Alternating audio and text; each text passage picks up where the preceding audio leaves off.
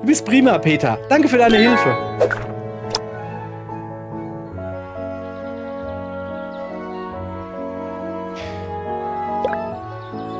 Kein Kommentar.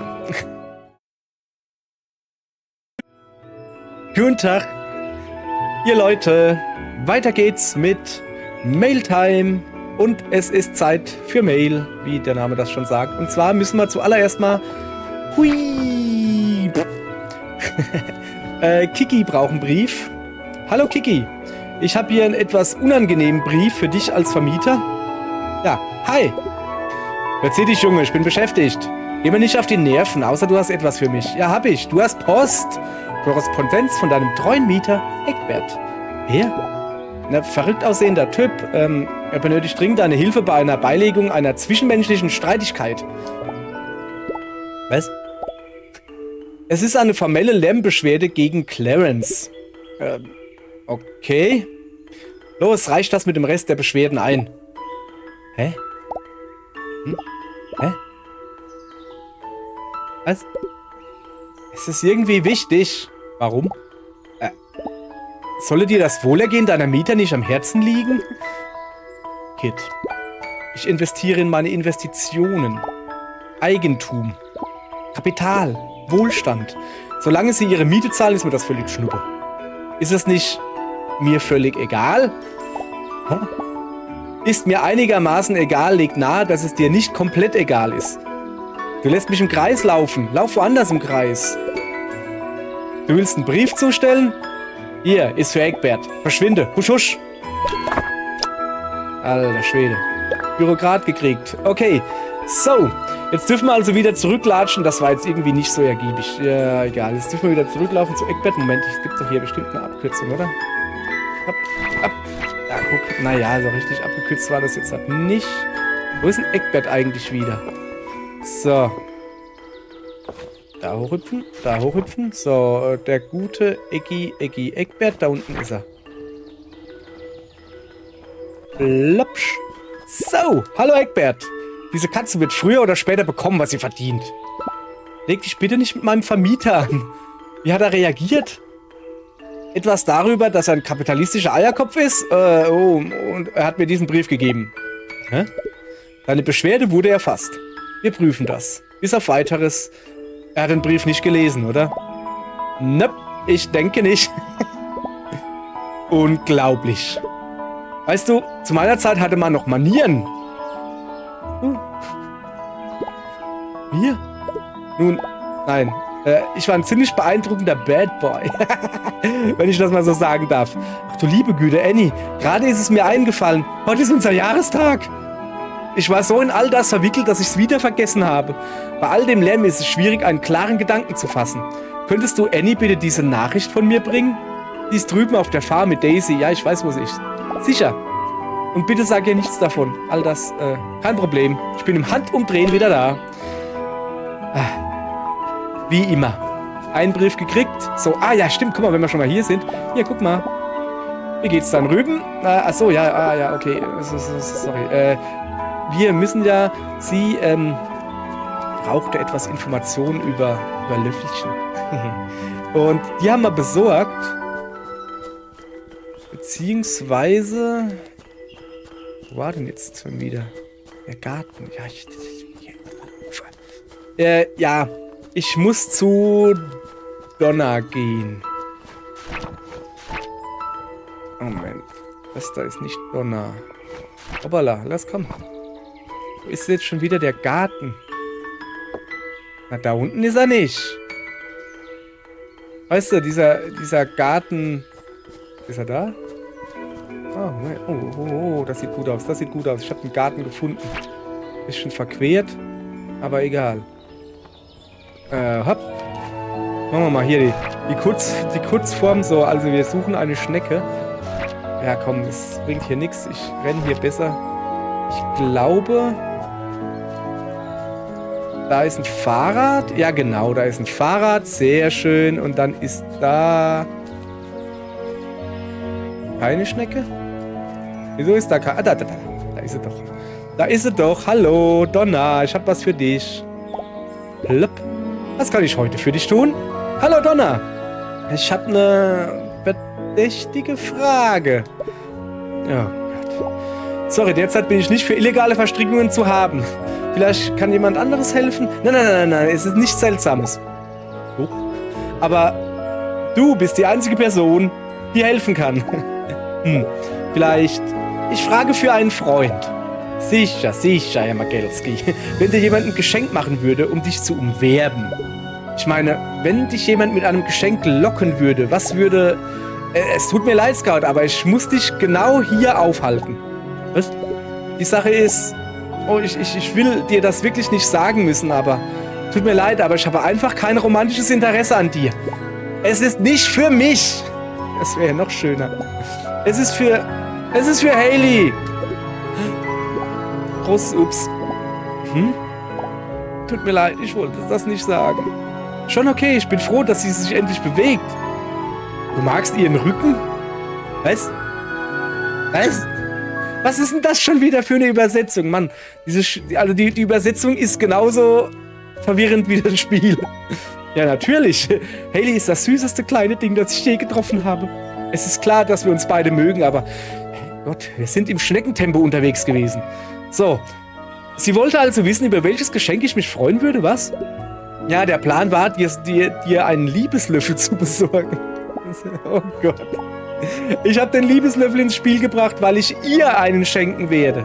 Scout, ich würde gerne deine Ansprüche in Dienst nehmen. Nein, deine Dienste in Anspruch nehmen, so rum. Könntest du Hailey diesen Liebeslöffel liefern? Jesus, das ist Alliteration hier. Nichts würde mich glücklicher machen. Fantastisch. Du musst mir nicht Bescheid sagen, wenn du es ausgeliefert hast. Ab hier kriegen wir es selber hin, denke ich. Du bist prima, Peter. Danke für deine Hilfe.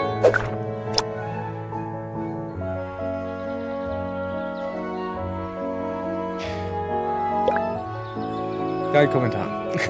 Komm. Peter, du bist wieder da. Hat Hailey der Liebeslöffel gefallen? Moment, nein. Sag mir nicht. Kann ich dir nicht sagen. Naja, ich habe nur Spaß gemacht. Nein, ich meine, ich kann nicht. Ich habe es bis jetzt noch nicht abgegeben. Auf was wartest du dann? Mein Liebesleben liegt in deinen Händen, Scout. Hilf einem Mädchen. Okay. Hailey lebt im Dorf. Jetzt los. Ja, ich weiß, dass sie im Dorf wohnt. So,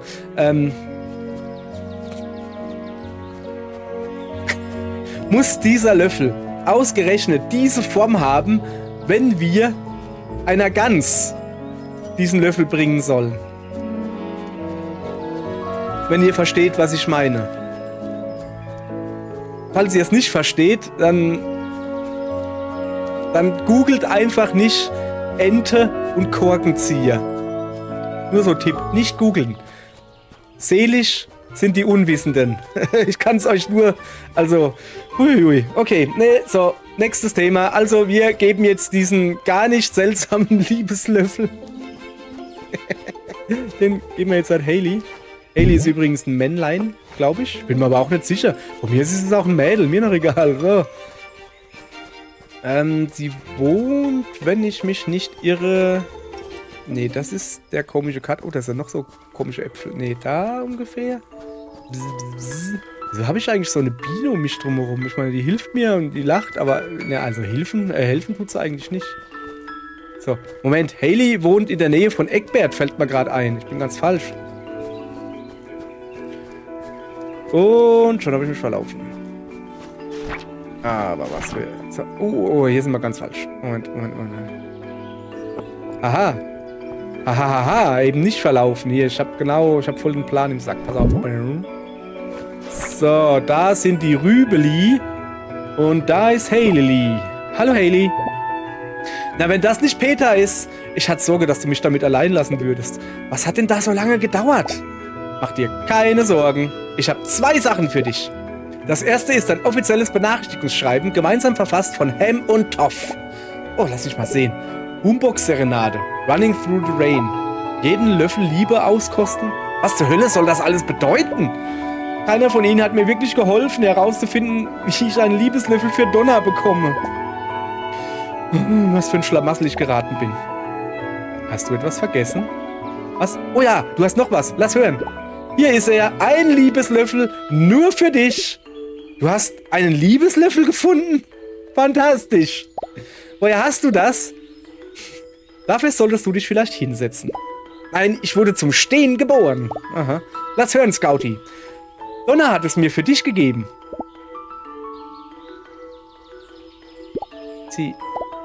Also mag sie mich auch. Ohne Zweifel. Sie hat es selbst gesagt.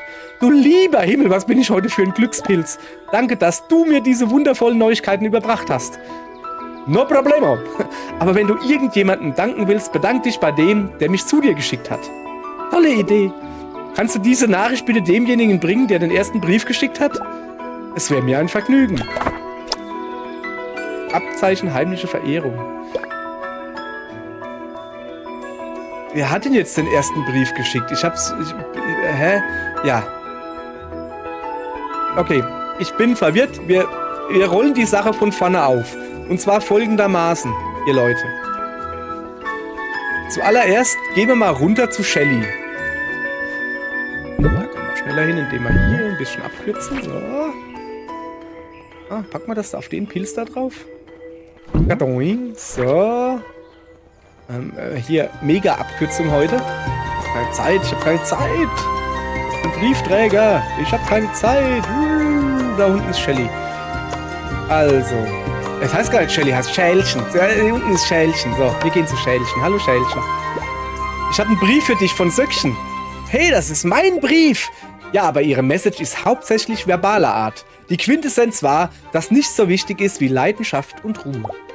Was ist es? Kein Trick dabei? Sie haben etwas über Schlafen auf der linken Seite gesagt. Das würde aber nicht funktionieren. Auf der linken Seite schlafen? Davon habe ich ja noch nie gehört. Heute Abend fange ich an. Schälchen, darum geht's nicht. Tricks werden nicht funktionieren. Ja, aber wenn ich nicht irgendeine Lösung finden kann, dann... Ich werde das Rennen verlieren. Niemand wird jemals wieder denken, dass ich schnell bin. Dann wird sich niemand an mich erinnern. Es wird nicht mal ein vermarktbares Speedschälchen Plüschtier geben. Und ich werde nur noch ein Schatten meiner selbst unvergessen sein. Ey, das ist ein bisschen pessimistisch, oder? Es bleibt noch reichlich Zeit, um deinen Schritt zu finden. Vielleicht kann mir Daisy helfen, aber ich würde es hassen, wenn sie mich so unsicher sehen würde. Könntest du Daisy diesen Brief von mir geben? Und komm bald wieder. Ich mache mich mal flotten Fußes unterwegs. Ja, joggen, laufen, egal, flotten Fußes unterwegs sein. Das Rennen, oh, ich werde es nie schaffen. Ja, ich bin gleich zurück, versuche nicht außer Kontrolle zu geraten. Spiralenkreise runden das Rennen. Okay, ist jetzt nicht weiter schlimm. Also ist nicht weiter schlimm, ist unsere Aufgabe hier. Wir sind ja Briefzusteller und so. Wir haben gerade einen neuen Brief gekriegt. So. Oh. Moment. Ich sehe da oben etwas. Moment. Seht ihr das da auch? Oh, da sind 2 Dinger da oben. Ach so. So, wie? Ich muss jetzt darüber. Also, ich muss zu der Häsin. Alles klar. Glaube ich. Das. Okay, also zuallererst mal muss ich runter. Ich muss in den Sumpf. Wie ist denn der Sumpf? Ist runter? Ah, da unten sieht es sumpfig aus. Ja, genau, da unten ist der Sumpf. So.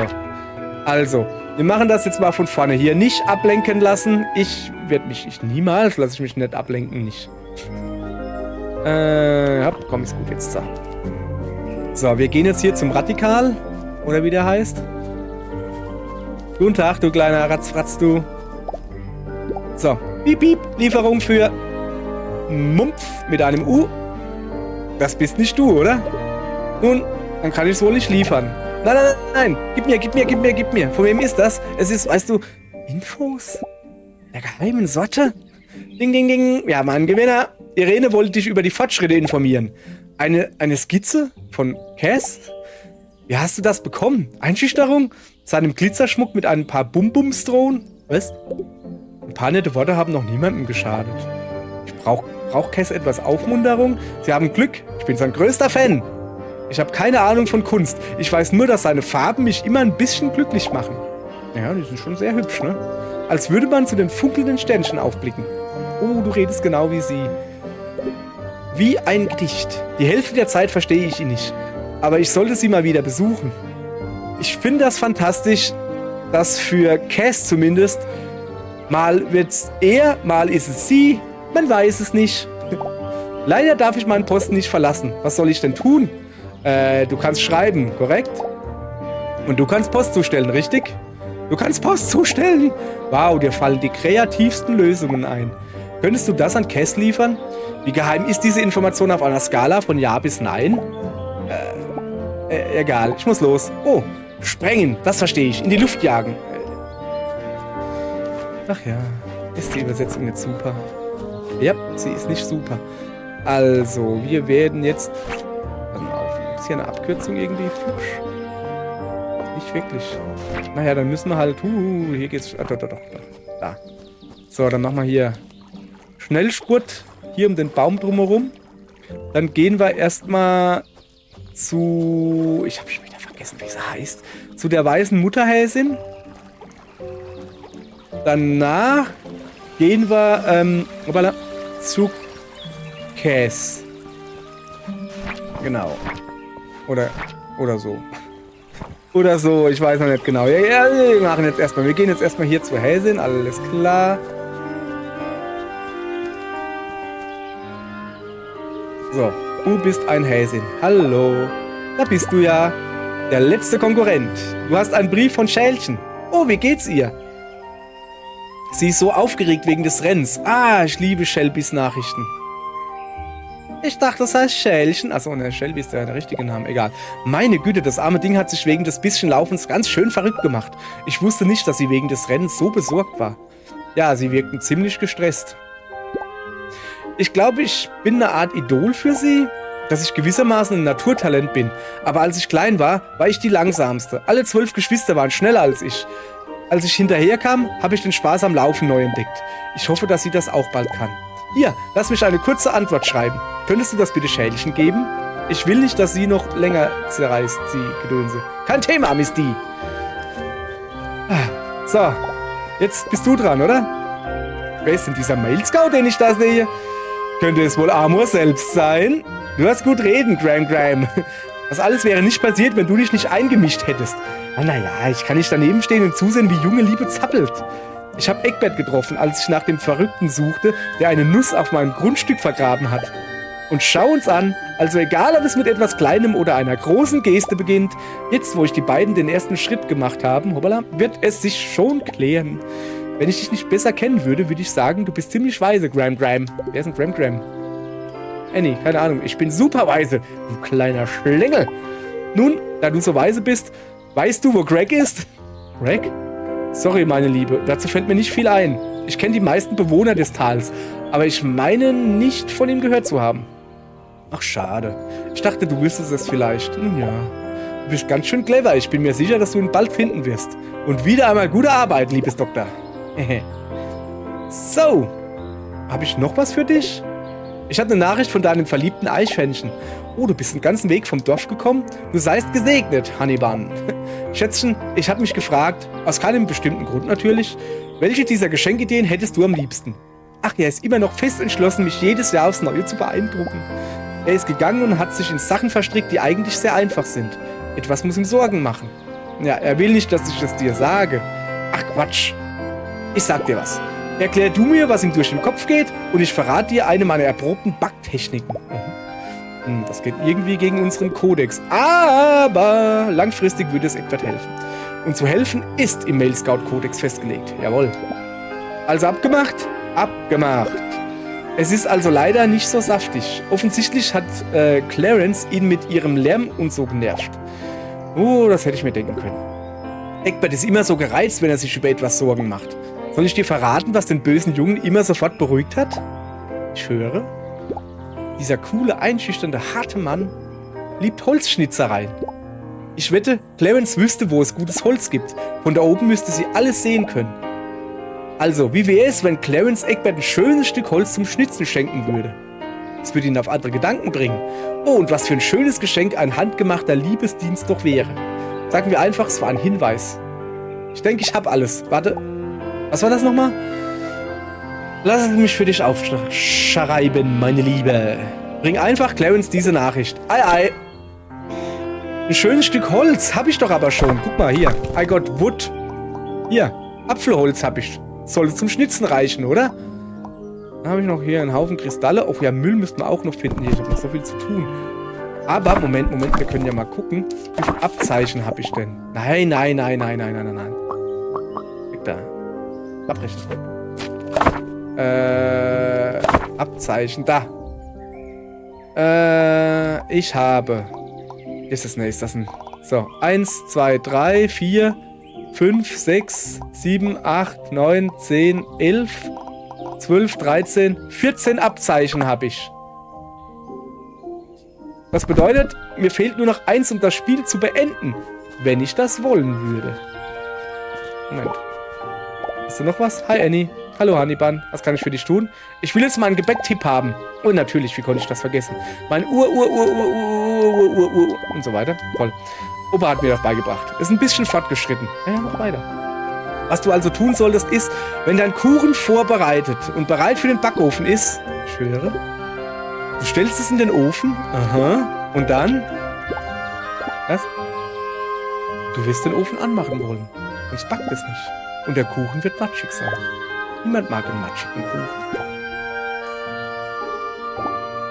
Ach, kanntest du schon? Ehrlich gesagt, kann ich nicht behaupten, es getan zu haben. Danke für den Tipp, Frau A. Kein Thema, meine Liebe. Super. Man soll den Ofen anschalten vom Backen. Ja, super Idee. Ich meine, ja, okay. Ist ja jetzt so, als hätte ich nicht auch schon auf Licht gebacken. Ist halt wirklich so. So. Dann gehen wir jetzt also zu Cass hinter den Wasserfall. So. Das ist in der Höhle. Oder sie. Ich habe keine Ahnung, wie die Pronomen sind. Das ist zumindest eine Uhr. Hoppala. Aber nicht. Na, komm. Auf da. Drauf da. Und jetzt darüber. Hui. Hallöchen, Popöchen, Cass. Mon Dieu, so schnell wieder da? Oh, no. Ah. Nur über meine kalten Federn werde ich, Skizze. Von dem Wort kriege ich eine Gänsehaut. Wäre das nicht Krähenhaut? Krähe? Ich bin nicht nur eine Krähe, sondern ein Rabe. Aha. Sieh meine rabenschwarzen Federn, nicht bloß krähenschwarz. Sorry, ich habe irgendwas übersprungen, tut mir leid. Ich meine, neben all der Farbe sind sie sicher schwarz. Egal. Ich komme aus den Sümpfen. Ja, erklärt den Geruch. Ja, es war unnötig. Naja, du riechst nach Farbe. Hab ich? Ja. Was ist aus meinem leichten Vanillearoma mit einem Hauch von Rosé oder Rose und Lavendel geworden? Lang vorbei. Wie auch immer. Ich habe einen Brief von Mumpf aus den Sümpfen. Kann er schreiben? Erwartest du, dass er dir ein Bild malt? Nun, das hat er schon einmal. Sie hängen immer noch bei mir an der Wand. Ach, sie sind so rein und intuitiv. Ich wünschte, ich könnte etwas von dieser Neugierde aufbringen. Die Farben machen mich immer ein bisschen glücklich. Hast du ihm geholfen, das zu schreiben? Das hat er selbst geschrieben. Oh, mon petit jeu, Ratte. Keine Ahnung. Die Farben machen mich auch innerlich glücklich. Warum nicht einfach ausmalen? Meisterwerk kommt danach. Ich glaube, das würde ich gerne ausprobieren. Also, das ist sicherlich kein Meisterwerk. Ich denke allerdings nicht, dass das sein muss. Das ist die richtige Einstellung. Du solltest dich einklinken und es Irene zeigen, bevor ich anfange zu zweifeln. Vielleicht werde ich in der Zwischenzeit noch ein paar Farben malen gehen. Okidoki. Richtig später. Hey. Ich habe einen leeren Scheck gekriegt. Yay. Okay, ich kann nichts machen, außer nochmal anlabern. Da hast du ein bisschen Farbe, Cass. Oh, nicht schon wieder. Vielleicht lässt es sich abwaschen? No, das ist wasserfeste Spezialfarbe für meine Unterwassergemälde. Oh, cool. Yes, von hinten ist er auch ganz versaut. Also, mit Farbe. Oh, das Bild, das Unterwasserbild. Du kannst es unter Wasser im Teich sehen, gleich unten bei den Pilzen. Vielleicht ist es da eine Belustigung wert, mein fabelhaftes Cape zu ruinieren. Und ich dachte, wir hätten jetzt relativ viel schon. Ja, nee. Okay, also.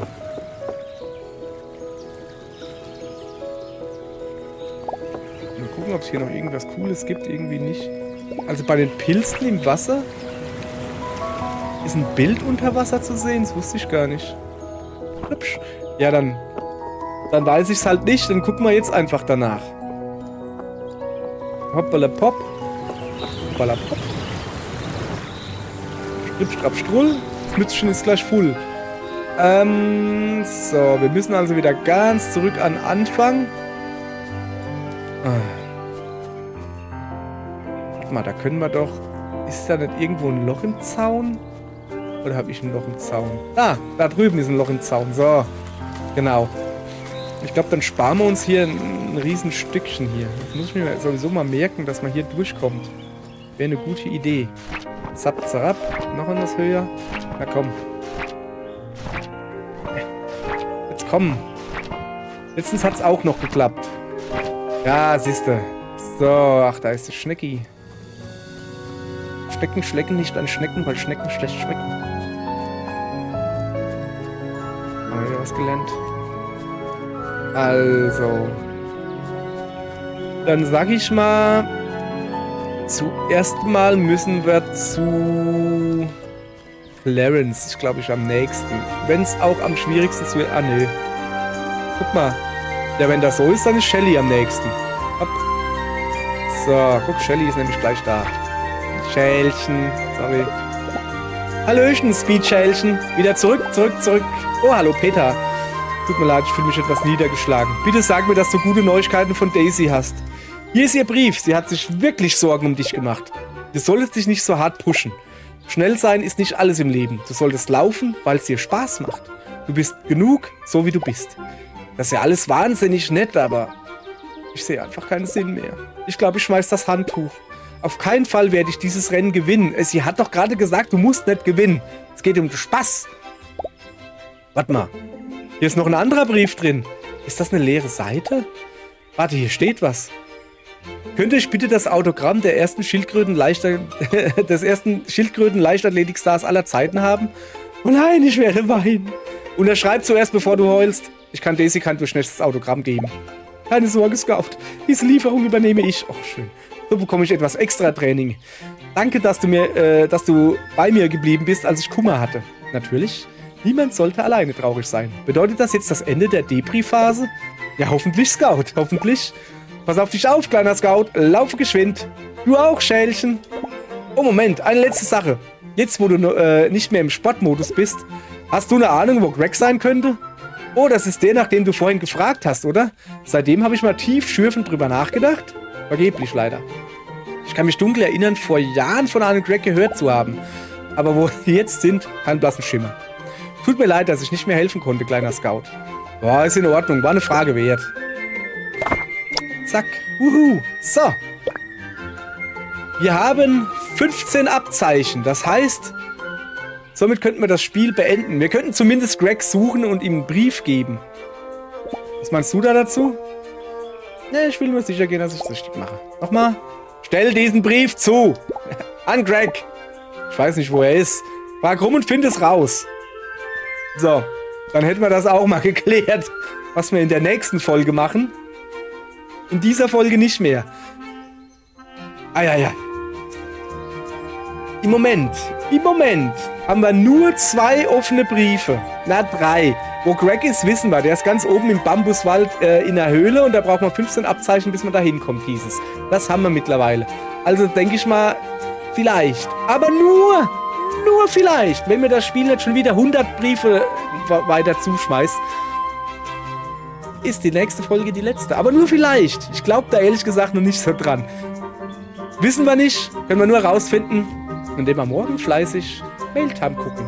Hier auf diesem Kanal oder so. Alles klar? Okay, gut, danke. Tschüss.